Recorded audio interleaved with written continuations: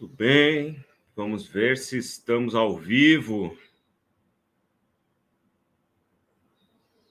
Segundo aqui o meu StreamYard, sim, nós estamos ao vivo, vamos ver.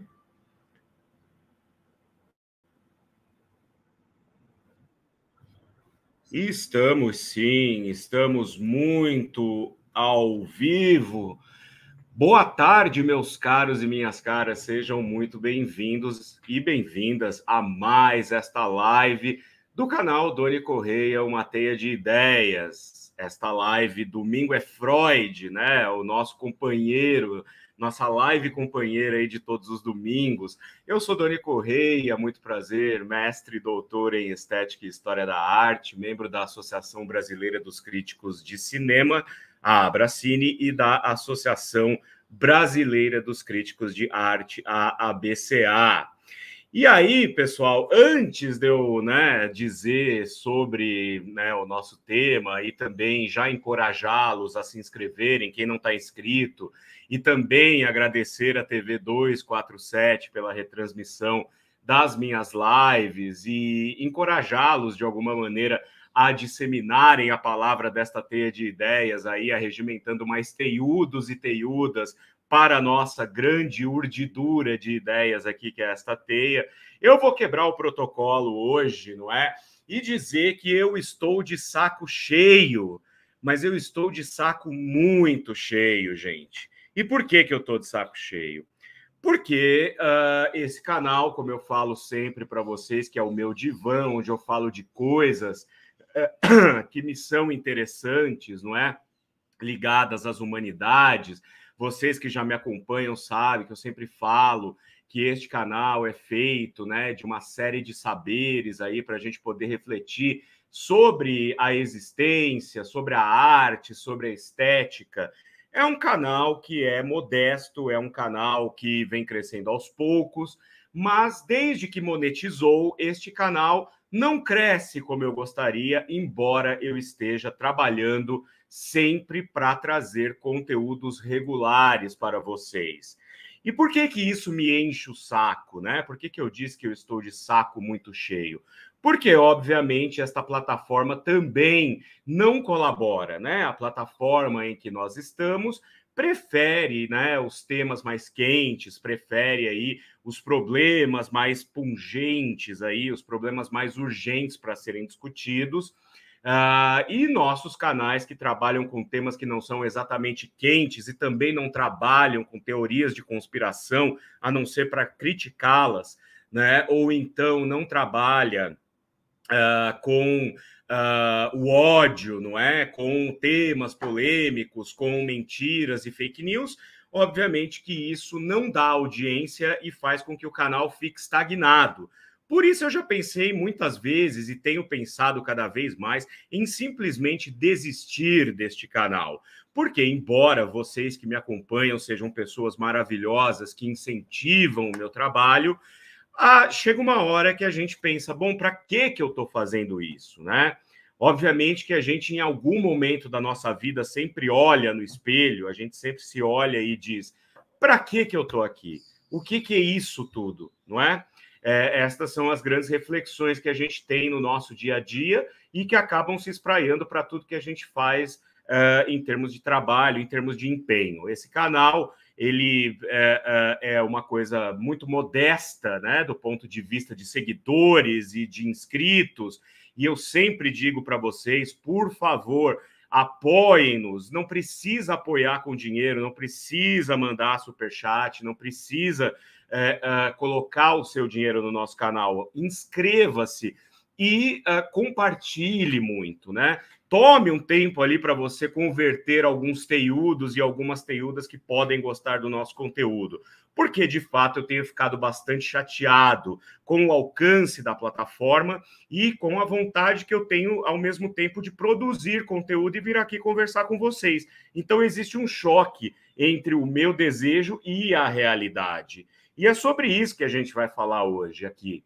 Quando eu anunciei aqui que nós íamos falar de O Mito de Sísifo, obviamente que aqueles que conhecem o trabalho do filósofo Albert Camus, já deve saber que eu vou tocar em pontos um pouco delicados, um pouco sensíveis aqui, né? E isso provavelmente vai fazer com que esse vídeo seja desmonetizado, que o YouTube não vai recomendar para mais pessoas, não vai ter impulsionamento. E aí eu fico pensando, para que então que eu, né, paro a minha vida no meu domingo e venho aqui conversar com vocês? Eu vou dizer para vocês o seguinte, em 5 minutos hoje eu vou destruir a semana de vocês e depois desses 5 minutos eu vou fazer com que vocês vejam a semana de vocês como talvez uma das melhores da vida de vocês, não só a próxima semana, mas as outras e cada dia que vocês têm à frente de vocês para cumprir isto, essa pena, né, que a gente chama de vida. Porque, para mim, a vida não é uma dádiva, a vida é uma sentença que a gente tem que cumprir sem saber quanto tempo ela vai durar. Essa sentença, ela é variável de vida para vida, mas eu acredito piamente que a vida não é uma dádiva, não foi um presente nos dado. Foi uma sentença que nos foi dada e a gente tem que cumpri-la com a maior honra possível. Vou explicar tudo isso daqui a pouco. Mas por que eu falei que eu vou destruir a semana de vocês em 5 minutos? Porque a gente vai falar aqui de um tema que faz parte da nossa vida, que é o sentido disso tudo, para chegar à conclusão de que isso tudo não tem sentido algum. Antes da gente continuar, eu quero dar as boas-vindas a vocês que estão chegando aqui, né? Temos Índigo Landers falando oi, Doni. Minha querida mãezinha Zuleika Manprim dando boa tarde a todos. Também temos a Nê Santana dando boa tarde, que é uma habituê já aqui do nosso canal, não é? Juliano Rodrigues dando boa tarde também. O Ed Persona, grande curiano, né? Tá sempre nas nossas terças curianas, dizendo boa tarde, pessoal, boa tarde, Doni, né? E Índigo está dizendo aqui, ó, o vai e vem da bestialidade humana, 1920 estava num ponto cultural muito mais lastreado. O Dada, né, dadaísmo, cinema nascendo, psicanálise, música dodecafônica, Nijinsky, Santos Dumont, etc. Desevoluímos. E essa é a grande dor, né, que a gente vai ver, essa desevolução, esse movimento de involução, né? Temos aqui a Lilian também, que está sempre com a gente. Boa tarde, suspense total. Não tem muito suspense, eu já vou explicar para vocês. Boa tarde, Doni. Amo o seu canal, sempre acompanho. Sou da área de letras e aprendo demais com você. Muito obrigado. Eu gosto muito de ser elogiado por vocês, embora eu diga, né? Eu disse agora há pouco que às vezes eu fico pensando em simplesmente abandonar esse canal. Eu adoro quando vocês me elogiam, porque sou um pavão, né? E quem não gosta de ser elogiado, né? Porque sei que faço um bom trabalho e faço um bom trabalho para trazer para vocês. E o trabalho é bom mesmo. Eu já fui uma pessoa arrogante, fiz terapia, me curei e agora sou perfeito. Então, eu costumo dizer que é sempre importante contar aí com a devolutiva de vocês, porque assim isso vai me animando. Mas quando eu trouxe a pauta, né, para construir a live de hoje em cima de O Mito de Sísifo, eu o fiz sobretudo porque nas últimas semanas eu estava com os meus alunos do primeiro ano do curso de cinema na faculdade onde eu dou aula, conversando sobre o filme Limite, de Mário Peixoto, né? E achei que era uma boa ideia trazer um pouco de contextualização transdisciplinar a partir da filosofia e, sobretudo, a partir da teoria de Albert Camus do absurdo, né? Ele vai dizer que a vida, na verdade, é um grande absurdo. E eu vou, né, explicar isso passo a passo aqui. E os alunos acharam muito interessante esse aporte teórico, né? Produziram belos trabalhos aí que eu estou corrigindo, e pensei, por que não trazer esse tema também para o nosso Domingo é Freud? Porque domingo é sempre aquele dia em que a gente para pensar na vida, principalmente quando chega no final, por isso domingo é Freud, né? O trocadilho aí se explica a partir desses dilemas que a gente tem de enfrentar quando o domingo vai acabando e a gente vai entrar na semana. Sobre a segunda-feira eu não quero nem falar, né? Eu ainda vou criar aqui uma playlist chamada Chá de Boldo, porque para mim a segunda-feira é um grande chá de boldo, né? A segunda-feira é tão miserável, tão ruim, tão insuportável, né? Deveria chamar Los Hermanos. Vocês que gostam do Los Hermanos, me desculpem, né? Não. Como é que é, amor? É verdade. A Lu está aqui me dando um toque também. Mas a segunda-feira é um dia complicado, tão complicado quanto o próprio domingo, quando a gente para pensar nas articulações do nosso dia a dia, né? Tem mais gente chegando aqui, ó. Minha querida irmã Sani Correia está assistindo a gente ao vivo, muito obrigado, né? E a Lilian está falando, taurinos são muito vaidosos, muito, mas muito, né? E falsos modestos também, eu diria, né? Perfeito e modesto, a minha irmã está falando. Sim, é o que eu falei, né? Depois que eu fiz terapia, eu me curei e sou perfeito. O pessoal aqui tá adorando a piada, né? A comparação com Los Hermanos é real demais, a Adara tá falando, olha só. Fora o trem que quebra. Bom, fora a vida que quebra, né, gente? Vamos falar um pouco sobre esse tema que eu elenquei para trazer aqui hoje para vocês, né? Que é o mito de Sísifo.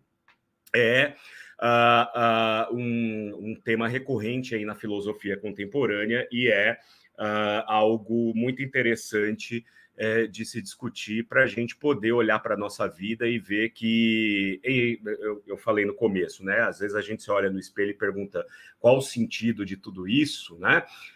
Desde os estoicos lá na Grécia, antes, né, da filosofia grega tradicional e aquela clássica que a gente estuda, os estoicos já diziam que as coisas não têm muito sentido, elas só têm sentido até onde está de acordo com o nosso arbítrio, até onde a gente pode trabalhar, né? O que significa isso? Que se a gente tem uma expectativa e faz algo para esperando, né, que isso seja correspondido da maneira que a gente quer, já está errado, porque as coisas na vida elas só têm a dimensão de até onde nós podemos ir. Quando depende do outro, aí já não é mais um arbítrio nosso. E quanto mais cedo a gente entender essa dinâmica, né?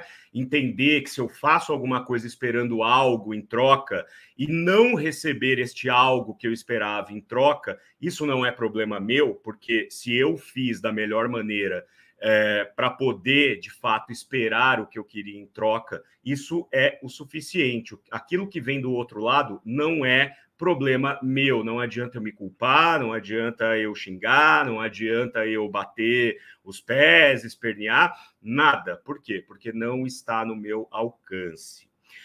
E aí, né, o mais interessante de tudo é que se a gente vai para a filosofia já moderna, né, se a gente pega os modernos aí, a gente vai encontrar Arthur Schopenhauer dizendo o seguinte: a existência é como um pêndulo que vai do sofrimento ao tédio, do sofrimento ao tédio, do sofrimento ao tédio. Ou seja, a gente tem dois extremos aqui, que é o sofrimento e o tédio. Isso que está no meio do deslocamento do pêndulo é o que nos interessa, que é exatamente são nossas ações e o nosso contingente de arbitrariedade sobre as coisas. Além disso, a gente não pode arbitrar. Por isso, né, ou você tem um sofrimento ou você tem um tédio. E dentro da filosofia contemporânea ainda, eu costumo sempre citar o meu poeta favorito, que é Maurice Merleau-Ponty, com a sua fenomenologia, né, da percepção, que num pequeno livro, né, que é uma compilação, na verdade, de alguns programas de rádio que ele fez nos anos 50, aliás, nos anos 40, na França, foi compilado, depois do transcrito e compilado num livro chamado Conversas 1948, que é o ano em que ele faz essa série de programas.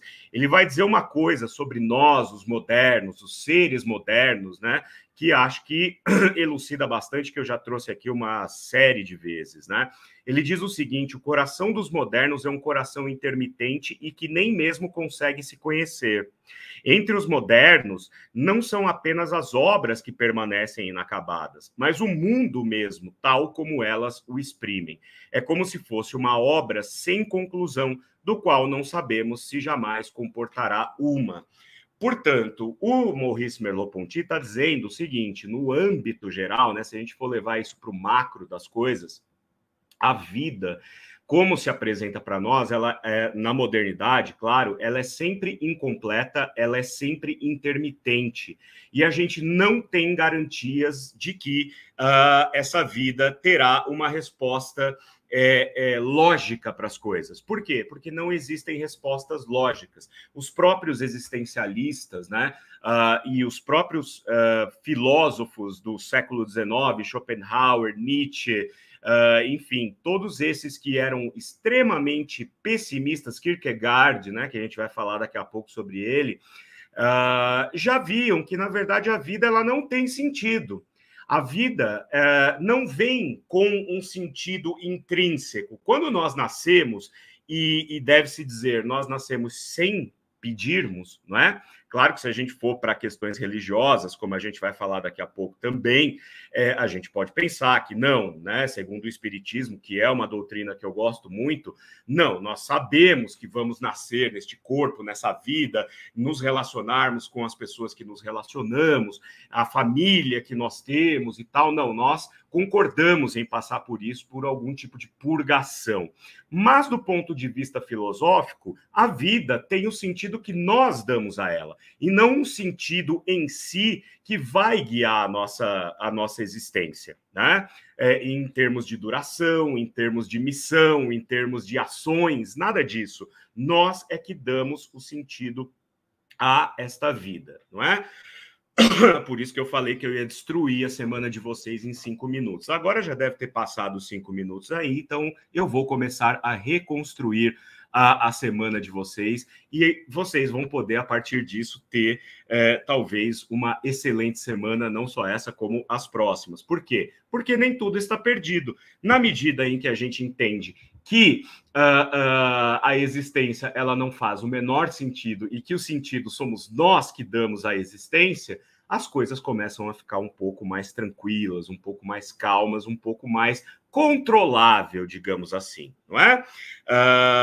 E aí, é óbvio que eu não posso falar sobre modernidade, sobre a mente do homem moderno, sem evocar o nosso querido patrono aqui deste quadro, né, que é o Sigmund Freud, né, que vai dizer o seguinte, ó, no livro Mal-Estar na Civilização, aliás, o primeiro vídeo dessa playlist, né, do Domingo é Freud, é sobre o mal-estar na civilização. Vão aqui na playlist, assistam se vocês não assistirem, compartilhem, encham o saco daqueles que vocês conhecem, para que venham ao meu canal, que se tornem teiudos e teiudas, porque senão não vai ter canal durante muito tempo, como eu falei para vocês. Chega uma hora que enche o saco. O Freud, em O Mal-Estar na Civilização, vai dizer o seguinte: a vida, tal como a encontramos, é árdua. Árdua demais para nós, proporciona-nos muitos sofrimentos, decepções e tarefas impossíveis. O que o Freud está dizendo aqui para a gente? Ele está dizendo que para a gente poder conviver minimamente, de forma minimamente saudável com os outros, a gente precisa fazer renúncia o tempo inteiro. Quantas renúncias a gente não faz nas nossas vontades, nos nossos desejos, para poder conviver em sociedade?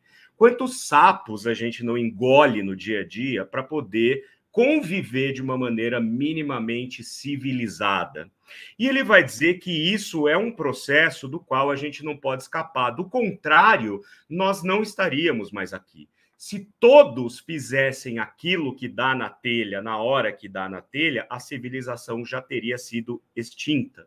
Por quê? Porque nós atropelaríamos o limite do outro, porque os outros atropelariam os nossos limites, e a gente acabaria com a humanidade. por isso, civilização, né? A nossa civilização, óbvio, né, já viu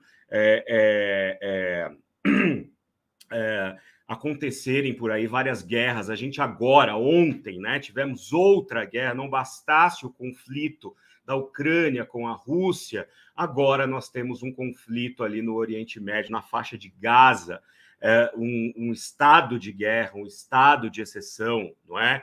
Essas guerras, ao longo da história humana, eu costumo dizer que são como acnes, abscessos, espinhas que nascem na pele adolescente da civilização.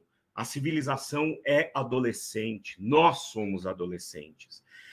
Nós não chegamos num grau de desenvolvimento ainda que possa fazer com que a gente aceite as renúncias que a gente tem que fazer para poder sobreviver. E todas as vezes que esses conflitos se apresentam, eles são como grandes espinhas numa pele adolescente que se chama civilização, tá? Então, o Tariq está dizendo aqui, agora não, há uns 70 anos. Pois é, agora que eu digo, porque 70 anos, Tariq, para a história é uma vírgula, né? Se a gente for olhar para a história, aquilo que a gente chama de civilização, ela não tem, sei lá, 3.000 anos, né? 4.000 anos, sei lá, muito menos que isso. Então, é óbvio que não é uma coisa recente, mas é uma coisa que se apresenta, um outro momento de crise que se apresenta nesse momento que nos faz pensar sobre a nossa impotência diante das coisas. Olha aí, até bati o pé na câmera, espero que não tenha dado nenhum problema aí. Bom, dito tudo isso, né, o Freud vai dizer para a gente que, portanto, esta nossa civilização tão frágil, tão suscetível, né, tão, enfim, impotente, ela é posta em xeque a partir sempre de 3 elementos. O primeiro, né, o mal-estar, ele é gerado, primeiro, a partir do confronto entre o si com o si mesmo, ou seja, entre nós com nós mesmos. É como eu sempre digo, né? Em história da arte, em estética, a gente vê muito bem isso, principalmente quando a gente chega, quando a gente chega nos movimentos de arte moderna. No século XIX, entendia-se que o homem havia dominado absolutamente tudo sobre a Terra. A doutrina positivista dizia, inclusive, que existem seres melhores e seres que ainda precisam ser melhorados. Portanto, aqueles que são os seres melhores deveriam subjugar aqueles que teriam de ser melhorados. Isso justifica o neocolonialismo, porque daí quem é que vai dizer quem é melhor e quem é pior, não é?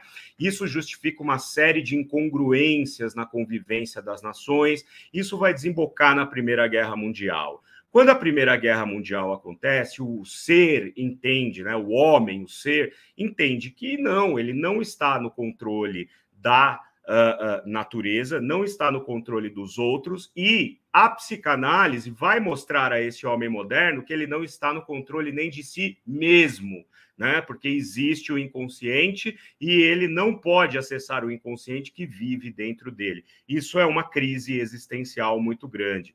O segundo fator é o ser versus os outros, é o que eu falei. Eu não posso ultrapassar o limite do outro, do contrário, eu estaria colocando a civilização em xeque. Então, o outro que tem as suas premências, né, cujo ego vai se dilatando na mesma velocidade, no mesmo ímpeto que o meu ego se dilata, uma hora vai se chocar e uma hora vai trazer problemas. Então, esse é o segundo aspecto, o ser contra os outros. E, por último, o ser contra a natureza. O homem achava que tinha dominado a natureza e hoje a gente vê que a natureza está cobrando o seu preço com um tsunami que para a Terra não é absolutamente nada, é só uma ondinha gerada no meio do oceano, pode destruir cidades inteiras, né? O aquecimento global, que é alvo de negacionismo, né? E toda vez que algum vídeo negacionista vem aqui para o YouTube, ele tem vários views, vários, né, seguidores, engajamento e tal, aquilo que eu falei para vocês, a plataforma não ajuda também, né? Então, o homem versus natureza também está irremediavelmente condenado à extinção. E isso, obviamente, vai fazer com que o homem moderno seja, acima de tudo, desamparado, seja intermitente, seja incompleto, como disse Maurice Merleau-Ponty. Ocorre que lá por volta dos anos 40, né, esse nosso querido filósofo Albert Camus, não vou falar muito sobre a vida do Albert Camus, a não ser que foi um homem que viveu pouco, nasceu em 1913, morreu em 1960, vocês vão ver que a vida dele já prova a própria filosofia que ele pregava, né, que ele desenvolvia, que é o absurdo. É um homem que lutou na resistência francesa durante a Segunda Guerra contra os nazistas e escreveu obras seminais para o entendimento deste ser moderno e do entendimento do absurdo, conforme ele vai trazer para a gente, que eu vou falar aqui. Ele escreveu 3 obras que são consideradas assim a trilogia do absurdo, né, em que ele vai desenvolver essa ideia do absurdo. De 1941, nós temos O Estrangeiro, que provavelmente vocês já leram e conhecem mais amplamente, mesmo que não tenham lido, né? O Estrangeiro, inclusive porque influencia a cultura pop, né, dos anos 70 e 80, a música do The Cure, Killing an Arab, né, é baseada no romance O Estrangeiro. Depois, O Mito de Sísifo, que é este ensaio filosófico que a gente vai ler aqui, que a gente vai analisar aqui, e Calígula, a peça teatral, cuja primeira edição acho que é de 42, mas depois ela vai ser republicada em 44, salvo engano, né? Essas 3 obras, só para citar a trilogia do absurdo, vão consagrar Albert Camus como aquele que melhor soube interpretar a incongruência, os descaminhos da vida moderna e, consequentemente, contemporânea. Camus era argelino, né? Ele nasceu no momento em que a Argélia era como se fosse um puxadinho da França ali. Então, no limite, ele seria também um cidadão francês, mas ele é argelino, né? Quando vocês forem procurar. Inclusive, esteve aqui no Brasil, né, nos anos 50, se não me engano, foi nos anos 50, visitou o Iguape, né, uma praia, uma cidade, né, praiana aqui, muito interessante. Eu já estive lá, adoro Iguape, uma cidade histórica. Como o Camus era apaixonado por futebol e dizem que era um excelente goleiro, quando ele veio para o Brasil, né, por 2 ou 3 dias apenas, ele ficou impressionado com o amor que o brasileiro tinha pelo futebol. Eu acho que ele veio em 1949, salvo engano. E naquela época ele já ficou bastante tocado com o amor que o brasileiro tem pelo futebol, né? Então, esse homem, né, do seu tempo, que viu na Europa coisas tão traumáticas acontecerem, porque, lembrem-se, eu acabei de falar, né, o Mito de Sísifo foi escrito em 1941, hoje está no auge da Segunda Guerra Mundial, da ascensão nazista, do perigo iminente, né, de uma dominação do nazifascismo por todo o globo, enfim, né? E ele vai trazer para a gente uma reflexão a respeito disso que é o absurdo. E ele vai fazê-lo, né? Ele vai chegar à conclusão de que a vida é um absurdo porque ela não te dá respostas claras a respeito dos seus investimentos, né? Seja ele de ordem material ou de ordem religiosa, psicológica, não traz garantia alguma. E ele vai cunhar essa teoria a partir do mito grego do rei Sísifo. E aí, antes da gente falar sobre o mito de Sísifo segundo Camus, eu quero fazer uma excursão aqui, e é bom dizer que eu estou me baseando aqui para fazer esse vídeo, não só na obra do Camus, mas também num outro canal que eu acompanho aqui no YouTube, né, chamado Super Leituras, e também num artigo de um psicólogo muito jovem, mas muito perspicaz, chamado Nathan Henrique Bovo dos Reis. Encontrei esse artigo no site Central Psicologia. Vou deixar o link aqui embaixo depois para vocês poderem ler este artigo, porque ele faz um belo resumo, um resumo muito claro e muito direto do que é a filosofia do Camus a partir do mito de Sísifo. Mas quem foi Sísifo, não é? Bom, Sísifo na mitologia grega era rei de Éfera, né, que hoje em dia é a região de Corinto, na Grécia, né? E Sísifo era um rei muito déspota. Ele era, assim, o cão encarnado numa pessoa. Ele desobedecia a tudo e a todos, ele só fazia valer a sua vontade. Para vocês terem uma ideia, na Grécia daquele momento histórico, né, que nós estamos tratando e a qual ele pertenceu, a Grécia tinha uma lei, que era uma lei pétrea, chamada Zênia, ou Zenia, ou Xenia, né? Como queiram, porque é com X, né? Então eu vou até escrever aqui no chat para vocês. Daqui a pouco eu vou ler o que vocês estão mandando aí para mim, tá, gente? Não se preocupem, ó. Zênia, né? Porque esse X é pronunciado como Z, era uma lei que obrigava todos os monarcas a receberem em seus territórios muito bem os estrangeiros. Qualquer um que fosse de fora deveria ser recebido com reverência. E o Sísifo ignorava solenemente, de maneira solene, né, essas regras. Quando chegavam estrangeiros, não importa se nobres ou se não nobres, pobres, enfim, ele escravizava, ele matava, ele abusava. Daí nós temos o termo xenofobia, né, que é a aversão ao estrangeiro. Então, ele fazia e acontecia, né, ao ponto de irritar muito os deuses, e principalmente o deus dos deuses ali, né, que era Zeus.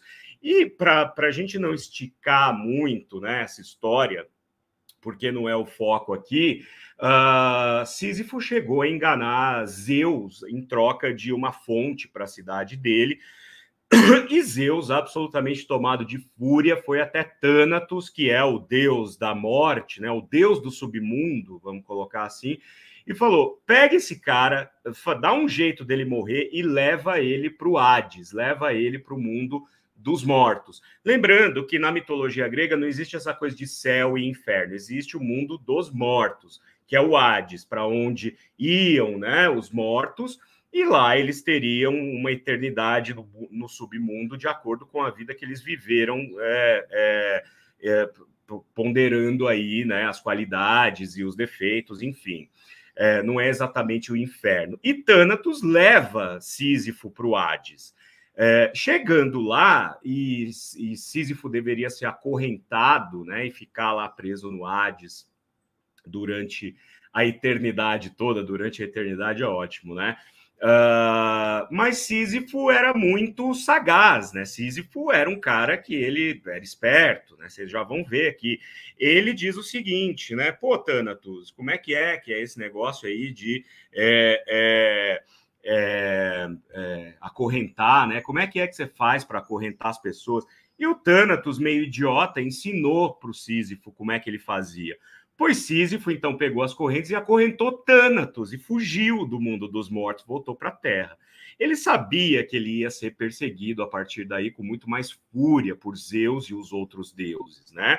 Dito e feito, né? Depois de revirar toda a Terra, finalmente ele foi encontrado, e antes de ser morto e levado de volta para o Hades, o Sísifo chegou para a esposa dele e disse: olha, se eu morrer, você não me enterre, você não me dê um enterro, você jogue meu corpo em praça pública. E não explicou mais nada. Ele foi encontrado, foi levado de volta para o Hades, e lá ele encontrou Perséfone. Perséfone, como se fosse o Thanatos é o CEO, né, do mundo dos mortos. Perséfone é como se fosse a gerente de operações ali, né? E Perséfone condenou, obviamente, Sísifo a ficar lá no Hades e tal. Só que Sísifo virou para ela e falou: olha, tem um problema, porque eu sou um rei e eu morri e a minha esposa nem me deu um enterro digno, deixou meu corpo largado lá em praça pública. Então, deixa eu voltar lá para dizer para ela me enterrar decentemente, e depois eu volto para ficar aqui. Mas eu só quero um enterro decente. E a Perséfone falou: tá, mas você vai voltar, né? E ele falou: claro, lógico que eu vou voltar, né? O que trato é trato, né? E óbvio que ele não voltou, ele meteu o pé do mundo dos mortos novamente, e a essa altura Zeus já não aguentava mais, e disse o seguinte: a próxima vez que eu trouxer esse infeliz para o mundo dos mortos, que ele aguarde, né, a sentença que eu vou dar para ele. E, de fato, uma vez que ele foi encontrado novamente e levado para o mundo dos mortos, Zeus chegou para ele e disse o seguinte: agora a sua punição, né? Na verdade, o Hermes que captura, né, o Sísifo e leva lá em nome de Zeus, né? Leva ao Hades e diz o seguinte: olha, agora você não vai mais escapar daqui pelo seguinte. Tá vendo essa pedra gigantesca aqui? Tá vendo essa montanha, né? Que essa pedra está no pé da montanha, tá vendo essa montanha imensa? Sim. Então, você está condenado a empurrar esta pedra todos os dias até o topo dessa montanha.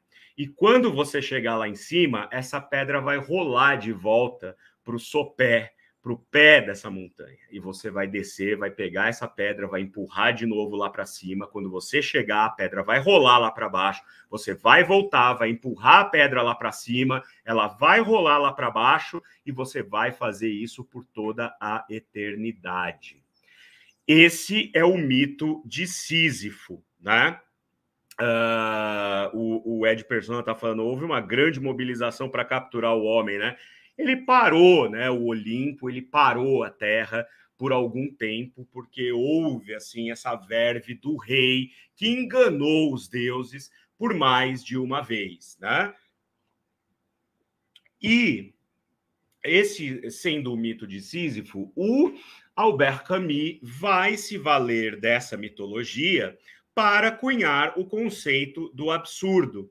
E ele vai fazê-lo, atenção, por isso que eu disse que este vídeo provavelmente vai ser desmonetizado, o alcance vai ser restrito, então por isso, de novo, eu imploro que vocês convertam mais teiudos e teiudas aqui para o nosso canal, porque senão eu vou ter que fazer esse trabalho de Sísifo e eu não sei por mais quanto tempo que eu estou a fim de fazer um trabalho de Sísifo sem ter o retorno que a plataforma é capaz de nos dar. A gente tem muitos canais com conteúdo interessante, construtivo, mas parece que a plataforma só impulsiona de fato aquilo que tende ao sensacionalismo. Olha o que o Albert Camus vai dizer. Ele vai cunhar o termo absurdo, né? Quer dizer, a filosofia do absurdo, e ele vai começar o mito de Sísifo, que é o ensaio, com a seguinte frase, atenção: só existe um problema filosófico realmente sério, é o suicídio. Julgar se a vida vale ou não vale a pena ser vivida é responder à questão fundamental da filosofia. Então, para o Camus, ele vai, né, partir desse fenômeno que, para a filosofia, é talvez o mais antinatural dos fenômenos, que é o suicídio, né? O Émile Cioran, ou Cioran, se vocês quiserem, né, na pronúncia romena, vai dizer também, por exemplo, eu acho que é nos Cumes do Desespero, né? Ou eu acho que é nos Cumes do Desespero, que ele vai dizer que o suicídio ele é absolutamente inaceitável porque você interrompe uma criação. Para Cioran, a nossa vida é uma criação, a nossa vida é uma arte. Nós fazemos de nossas vidas produtos artísticos, legados artísticos. E quando a gente interrompe isso, a gente nunca vai saber se esse projeto artístico, se esse projeto poético se completou. Não é uma questão de ser ou não feliz, de ter ou não nossas expectativas atendidas. É uma questão de cumprir aquilo que nos foi dado enquanto uma pena, que é o que eu falei no começo, né? Muito mais do que uma dádiva, a vida é uma sentença. Então, vamos cumpri-la com elegância. É óbvio, gente, que eu não estou falando aqui de questões ligadas à depressão profunda, aos problemas do cotidiano que enfraquecem as pessoas e que muitas vezes fazem com que elas pensem em interromper a própria vida. Para isso, nós temos a psicanálise, nós temos a psiquiatria, e sempre que vocês estiverem numa situação limite, procurem ajuda de profissionais que serão capazes de ajudar vocês. Mas aqui a gente está discutindo a questão do suicídio do ponto da filosofia, tá bom?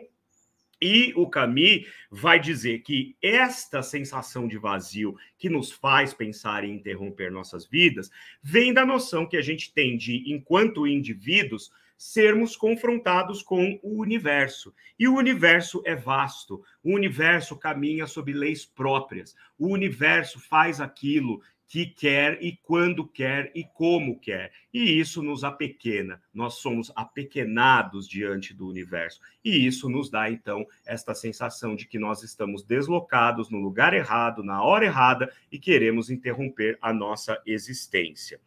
Agora, se a gente for olhar como o Camus desenvolve esta teoria, a gente pode ir para as 3 instâncias, então, que ele diz que ele consegue construir filosoficamente nesse sistema a partir do mito de Sísifo e desta pergunta fulcral da filosofia, que é se a vida vale a pena ou não ser vivida. Ele vai dizer que existem 3 instâncias. O primeiro é o suicídio físico, ou seja, a interrupção da vida de maneira literal. E aí vem o spoiler, porque ele diz que isso não resolve. Porque ele vai dizer como acabar com os problemas da vida acabando com a vida. O suicídio é uma solução permanente para um problema temporário, ou seja, nós temos um problema, né? Nós chegamos à grande questão, o que fazemos aqui, para que serve essa vida? Porque nós temos tantos problemas para resolver no nosso dia a dia e achamos que o melhor, então, é interromper a vida, quando, na verdade, o problema é transitório. Como você vai acabar com o problema exterminando a causa, né? A causa não, mas exterminando a própria existência em si. Até porque a gente sabe que todo problema é transitório, ele não dura para sempre, ou ele vai se transformando de maneira que a gente possa lidar melhor com eles. E quando a gente dá conta de um problema, mais 3 aparecem para, né, encher o nosso saco. Então isso nunca vai acabar.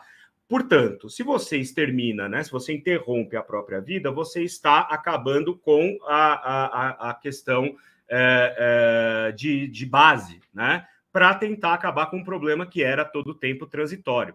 Ele também vai falar que, além do suicídio físico, a gente pode pensar no suicídio filosófico, que ele vai falar, né, que é o salto da fé. Ficou conhecido como salto da fé.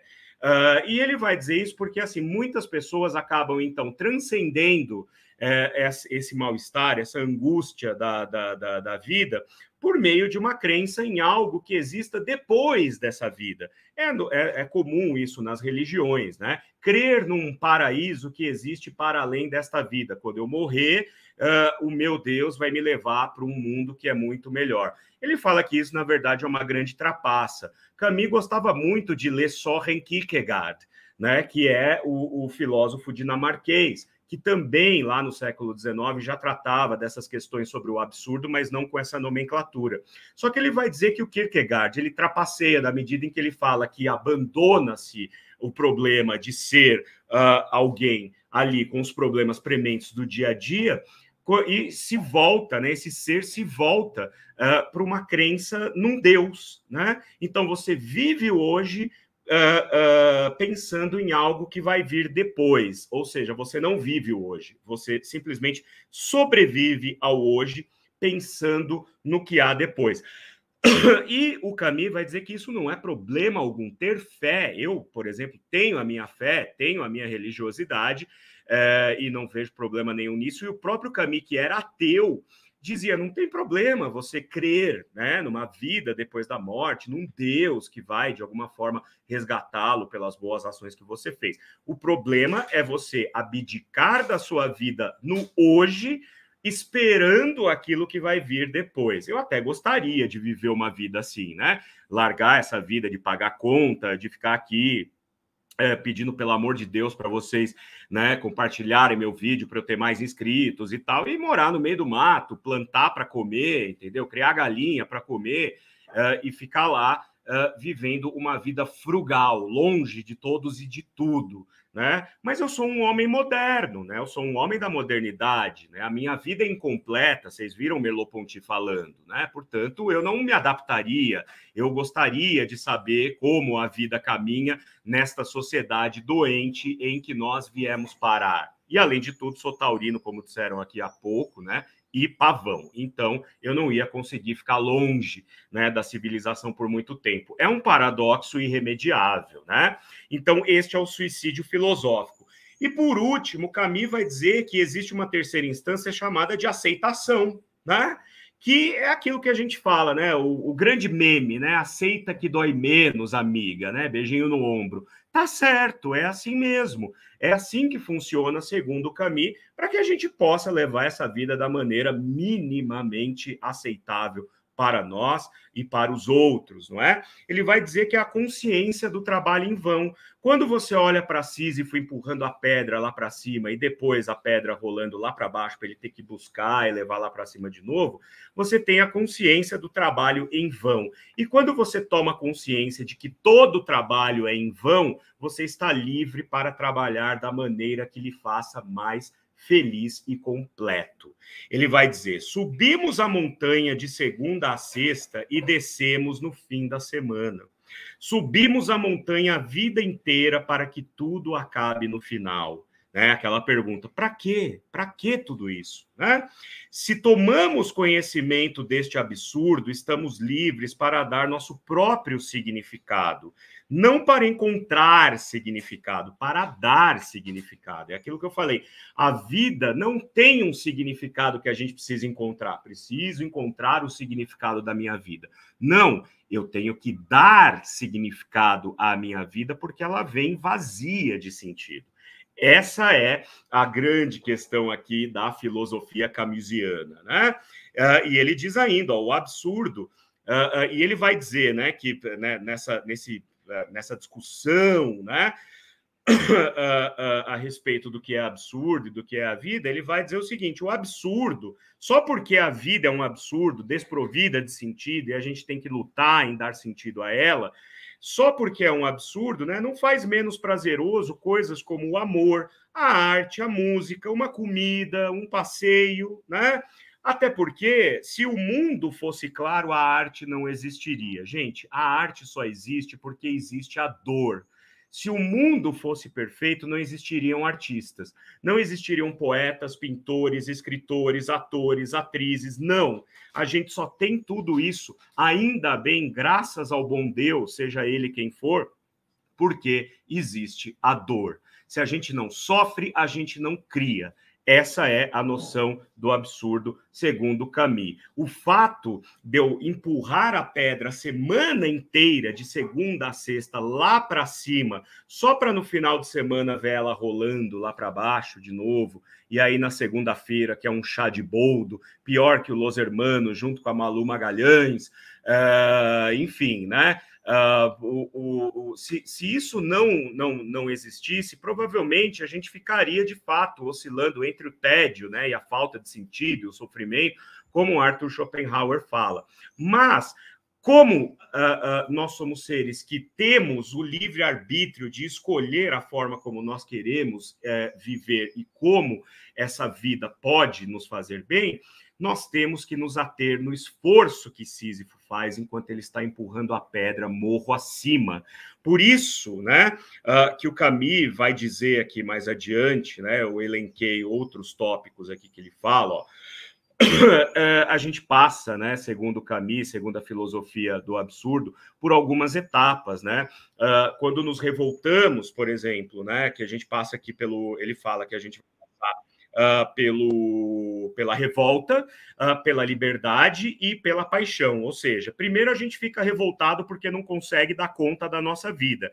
Depois a gente entende exatamente o sentido do absurdo e damos à nossa vida o significado que melhor nos atende. E com isso, nós empregamos a nossa paixão. E ele vai dizer, quando nos revoltamos, empurramos a pedra, amparados pelos nossos desejos mais legítimos, e encontramos sentidos até no que parece absolutamente desprovido dele. Encaramos com toda a vivacidade possível, olhando de frente o momento presente. Então, quando a gente tem algo muito bacana que a gente quer experimentar e que sabe que vai fazer bem para a gente, é o momento em que a gente está atento ao ato de empurrar a pedra lá para cima. O fato de ser um esforço que depois vai se provar inútil, porque a pedra vai rolar lá para baixo, outros problemas vão aparecer, não significa nada. Por quê?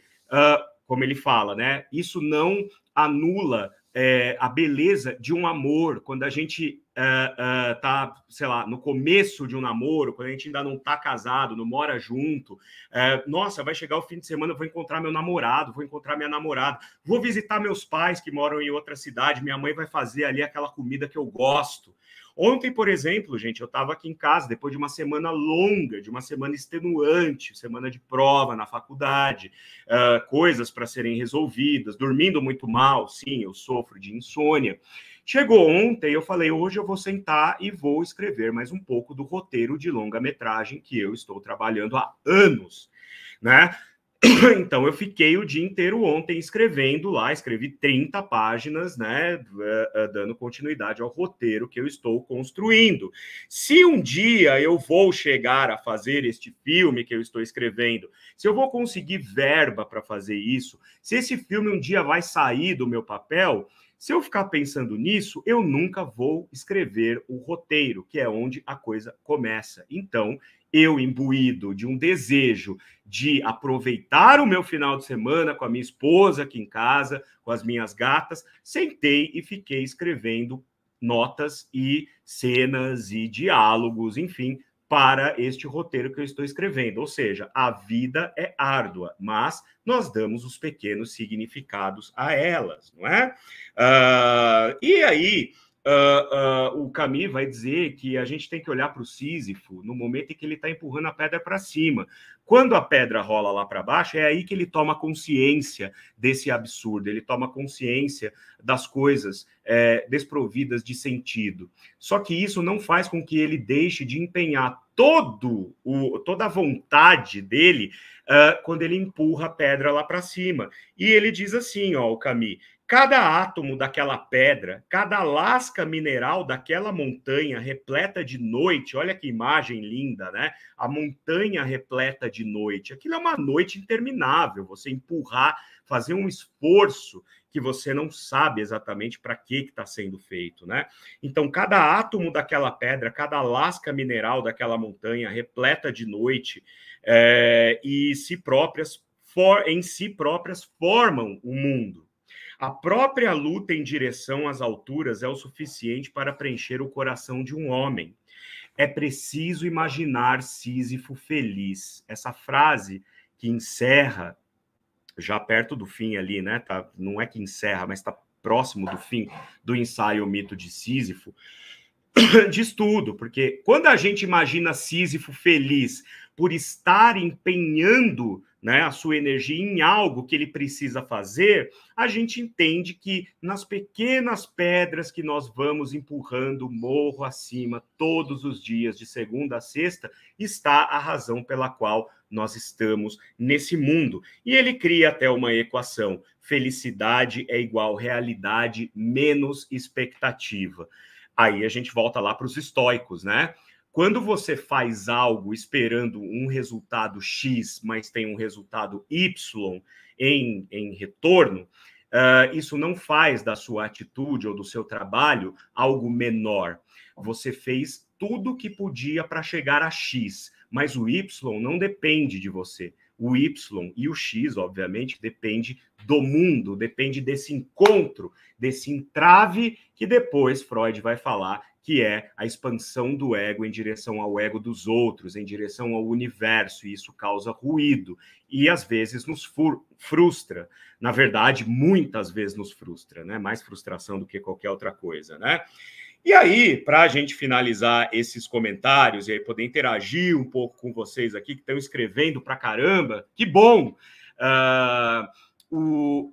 a própria vida do Camus mostra, né, a existência do absurdo. Porque quando nós olhamos um filósofo da envergadura de Albert Camus, nascido em 1913, a gente pode pensar, poxa, né, o cara poderia ter vivido, sei lá, até 1983, 1993, um homem culto, um homem que tem tanto para agregar ao conhecimento humano, do qual nós temos que nos alimentar, né, esse conhecimento, para sermos pessoas melhores. Bom, Albert Camus morreu em 1960 num acidente de carro, um acidente idiota, né? Ele saiu do interior da França para ir para Paris com o editor dele, né, da editora Gallimard, e com a esposa do editor. Houve um acidente automobilístico e o Camus morreu na hora. Ou seja, a vida é um absurdo, né? A gente idealiza, né, finais felizes para coisas que nós entendemos que são legítimas de merecerem esse final feliz, e de repente essa vida foi interrompida somente por conta de um acidente automobilístico que acontece em todo lugar, a toda hora, e é talvez uma das formas mais banais de uma vida ser interrompida, não é? Uma morte boba, como a gente costuma falar. Em que pese o fato de que Camus conviveu com a tuberculose numa época em que a tuberculose era quase uma sentença de morte, não é? Portanto, isso também vai influenciar, lógico, esse olhar pessimista para as coisas que ele tinha, esse olhar para o absurdo, né? Porque ele não sabia quanto tempo ele ia viver, a vida dele poderia ser interrompida a qualquer momento por conta de uma crise de tuberculose, como as várias que ele teve ao longo da vida. Mas morreu de uma maneira completamente estapafúrdia, um acidente, algo da ordem do mais ordinário possível, tá? Vamos dar uma olhada aqui, vamos dar um giro nos comentários de vocês. Vamos lá. Pessoal, não esqueça de... Deixa eu voltar um pouco mais, ó. Vocês escreveram bastante, é assim que eu gosto. Então, façam o possível também para, por favor, compartilharem o meu vídeo, trazerem mais teiudos e teiudas, pelo amor de Deus. Como eu sempre digo, né? A gente tinha parado aqui na mensagem de Índigo, né? Falando que fora os trens que quebram na segunda-feira, né? Temos aqui Denise Veras, minha querida amiga lá do Piauí, que costuma dizer que aqui no meu canal eu falo do rabo do calango ao foguete da NASA, e é assim mesmo, né? Eu gosto muito, tanto do rabo do calango quanto do foguete da NASA. Fico imaginando um foguete da NASA com rabo de calango, né? Ela diz, ó, eu achei que só eu detestasse Los Hermanos, agora virou polêmica, né, Los Hermanos aqui. A Lilian tá falando, só eu que gosto das segundas-feiras. Olha, não é que eu não goste da segunda-feira, mas se eu pudesse pulá-la, seria mais de acordo com as coisas que eu sinto e, enfim, me sinto melhor, né, Lilian? O Ed fala assim, ó, para o mundo que eu quero descer, aquela velha máxima, né, quando a gente não aguenta mais. Temos a Rosane, né, dando boa tarde aqui para a gente, Alexandre Gentil dizendo oremos, né, agora há pouco quando eu estava falando, ele, né, riu aqui conosco também.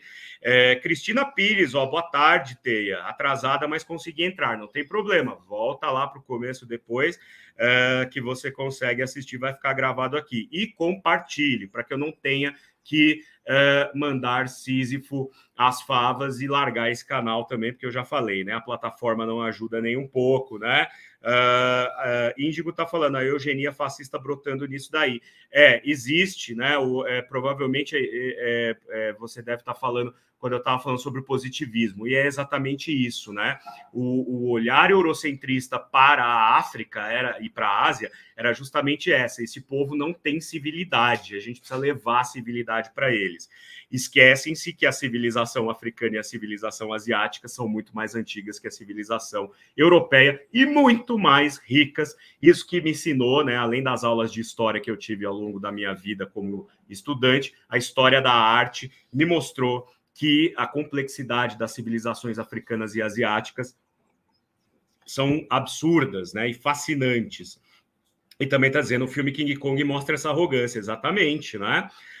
O Ed, o algoritmo do YouTube está idiotizado, igual a própria humanidade. Agora está rolando umas lives, esqueci o nome, que está gerando muito dinheiro e engajamento. É isso aí que está na hora de reiniciar. Eu vou te dizer, Ed, são as NPCs, são os Non-Playable Characters. Eu vou largar esse canal e vou me tornar um NPC no TikTok, porque daí eu jogo fora já toda a minha dignidade e a minha vergonha na cara, mas eu encho a burra de dinheiro.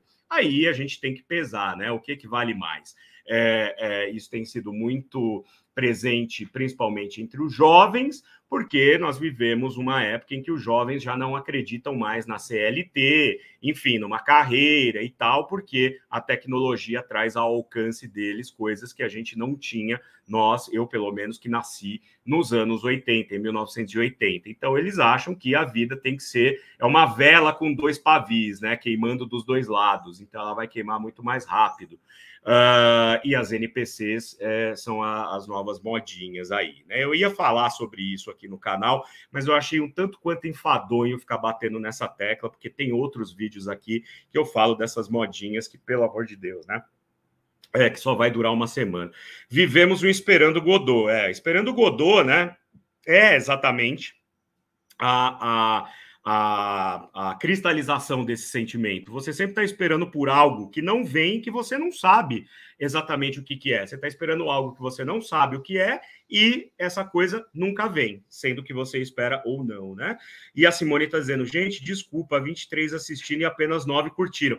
Pô, gente, me ajudem a te ajudar, né? Eu já falei, eu amo quando vocês vêm aqui, participam, gostam do meu trabalho, eu faço isso porque eu gosto e porque me faz bem também, mas desse jeito não dá, né? Por favor. Vou fechar o meu canal muito antes do que eu esperava desse jeito, né? Ó o Ed também falando, ó, o capeta em forma de guri. 27 agora, bom, você já tá com 27, deixa eu ver com quantas estão agora. Tá com 35, tá melhorzinho. Poderia ser muito melhor? Claro que poderia, só depende da sua ajuda, pelo amor de Deus, né? Compartilha, eu não estou pedindo para vocês colaborarem financeiramente, se puderem e quiserem, tudo bem, se não, basta vocês compartilharem, basta vocês comentarem, né? Ouçam a voz da minha mãezinha, pessoal, não esqueça de curtir. Aqui a gente tem o Tariq falando do Prometeu, né? Prometeu também foi condenado a ter o seu fígado comido todos os dias, né? Por um abutre acorrentado na montanha, porque ele roubou o fogo dos deuses e deu aos humanos. Esse fogo ele é simbólico, é o conhecimento, né? E fez do que fez com que o homem ganhasse sapiência, né? Segundo a tradição grega aí, né, a mitologia. Rapaz, houve uma grande mobilização para capturar o homem, eu já tinha falado sobre isso, né, que Sísifo foi perseguido pelo mundo. Doni, eu conheci esse mito vendo o filme Triângulo do Medo. Triângulo do Medo, eu acho que eu já vi esse filme, não me é estranho não, mas eu vou dar uma olhada se é o filme que eu estou pensando. Rosane está dizendo, pensa no castigo, professor, se negar o conhecimento, vai ter que empurrar a pedra também. De um jeito ou de outro, a gente sempre está empurrando a pedra, né, minha querida Rosane? Então, muito obrigado pelo comentário. Índigo está dizendo, prato feito para os pastores manipularem essa desilusão. Isso se torna cada vez mais corrente nos nossos dias, Índigo, porque justamente as pessoas estão privadas de algum tipo sério de contato com coisas que façam com que elas entendam que a vida ela é feita é como um jogo de Tetris, né? As coisas vão se encaixando, mesmo na espiritualidade. Não adianta, você não vai conquistar um octalhão de dólares investindo numa pirâmide de uma igreja neopentec que vai, na verdade, pegar o seu dinheiro para que os pastores dessa igreja possam curtir o fim do ano no Caribe ou num paraíso fiscal, seja lá onde for. Então, quanto mais você tem essa carência nas pessoas, mais existirão aqueles que vão explorar essa carência de maneira calhorda, de maneira canalha, não é? E é muito fácil explorar a fé dos outros de maneira canalha, né? Para isso, você precisa ser desprovido de qualquer escrúpulo, né? E de qualquer caráter. Enfim. Vamos lá. Temos aqui também Tariq dizendo a verdadeira pedra de Sísifo são os boletos que nunca param de rolar montanha abaixo. Eu vou me abster de interagir, né, de falar algo sobre esse comentário, porque Tariq já disse tudo aqui e ele está certíssimo. Eu não vou nem falar de boletos, né? Aliás, é um assunto que para todos nós é quase como se fosse um tabu, né? Um olho aberto e o outro sonhando é preciso, exatamente, né? Ed Persona, a filosofia do Marcelo Dias Amorosas, complicado demais. Vocês que acompanham o meu canal, não deixem de assistir às terças curianas. Nós teremos nessa terça-feira um debate muito interessante a respeito da relação de Cury com o cinema novo. Aí é briga de gente grande, hein? Eu não consigo imaginar Sísifo feliz. Não, a gente precisa imaginar Sísifo feliz, Ed, porque senão a gente também não vai conseguir, né? Ser feliz, né? Nos pequenos momentos que nós temos. A pedra no caminho é o caminho. É uma questão filosófica das mais legítimas, né? Talvez a pedra do caminho, tinha uma pedra no meio do caminho tinha uma pedra. Não, no meio do caminho havia só o caminho, né? Alexandre Gentil está dizendo, o Camus propõe a revolta contra o absurdo. É isso, Doni, mas a revolta no sentido de não aceitar uma vida sem sentido. É exatamente isso. Quando você se volta contra o absurdo e entende que ele vai ficar ali e que você não tem potência o suficiente contra ele, você não se sente um perdedor. Pelo contrário, você dá a volta, você encontra algo para driblar esse absurdo que seja importante para você e não para os demais que estão olhando e julgando as suas ações, né? E aí nós temos o Ederson aqui, Batista. Muito obrigado, Ederson. Nunca tinha reparado no número de seguidores do canal. Podia jurar que tinha uns 50k para cima. Olha, se tivesse 50k para cima, eu tava aqui rindo de feliz, entendeu? Então, assim, eu quero chegar a 50k, na verdade, né? Com quase 4.300, não, 4.430, mais ou menos, a gente está muito mais perto do 1 milhão do que do zero, né? Então, dos 50 mil, então nem se fale. Então, compartilhem, é o que eu falo, compartilhem. Vocês que estão assistindo na TV 247, este vídeo gravado no domingo seguinte à transmissão ao vivo, venham ao meu canal, compartilhem este vídeo, convençam, convertam teiudos e teiudas para que essa teia fique imensa e a gente não tenha que encerrá-lo nesse esforço de Sísifo para poder manter a pedra indo morro acima. Totem e boleto. Tariq, tá aí um belo título para um tratado filosófico pós-moderno ou contemporâneo, né? Parafraseando aí Totem e Tabu e as nossas dores do dia a dia, não é?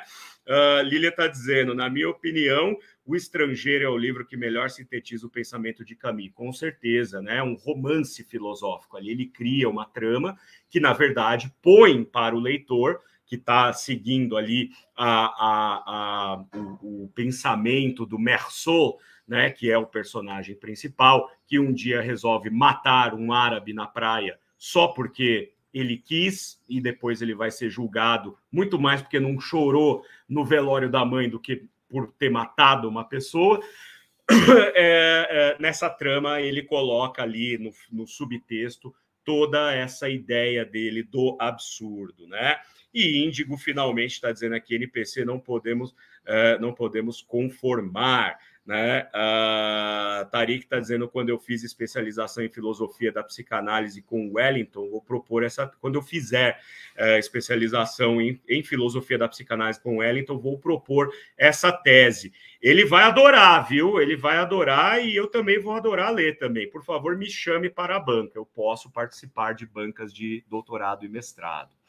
Muito bem, meus caros. Foi um domingo Freud e tanto, não é? Aqui eu abrindo meu coração para vocês, dizendo que estou de saco cheio de dar murro em ponta de faca e empurrar a minha pedra montanha acima, mas se eu o faço é porque eu tenho vocês que estão aqui compartilhando deste domingo Freud comigo. Por isso eu peço que vocês colaborem, mandando aí este vídeo para quem vocês conheçam e que possam gostar. Peçam que assistam qualquer vídeo do meu canal, porque eu tenho certeza que algum vai agradar e inscreva-se, deixa a sua curtida, escreve aí embaixo, coloque aí embaixo a sua participação que você gostaria de ver aqui no Domingo é Freud, nos quadros da semana, e vamos ver, né? Mais uma semana se inicia amanhã e vamos empurrar a nossa pedra morro acima, e a semana de vocês com certeza será melhor depois de eu ter trazido aqui um pouco de Albert Camus, e não só porque a semana é mais curta, porque tem um feriado prolongado, não é? Então a nossa pedra vai rolar lá para baixo mais cedo essa semana. Então fiquem atentos, porque vocês vão poder curtir um pouco mais aí